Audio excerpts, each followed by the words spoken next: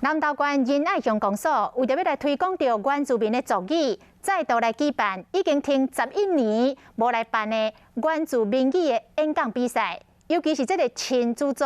非常的精彩。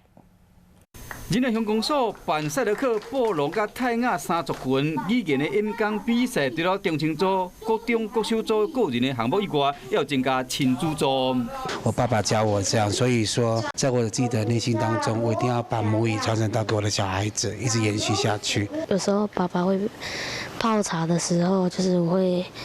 在旁边跟爸爸一起聊天，然后爸爸有时候就会用母语跟我讲话。就是日常生活中，有时候我会跟他用那个族语对话，如果讲错了，我就会马上的来指导他这样子。然后婆婆都会鼓励我，没关系啊，只要你会讲的，你就直接讲出来就好了，对。 亲子组项目若有爸仔囝、有妈孙仔，甚至有大家新妇做伙来参加，大家伫台顶用族语伫讲话，真自然，评审真肯定。很自然的去展现了那些语法、构词等等的，这在一般我们的这个演讲比赛里面很少见的。仁爱乡的原住民包括赛德克族、泰雅族甲布隆族，主办单位希望讲透过比赛推广这三个族群的母语，将语言生活化，同时表现出学习成果。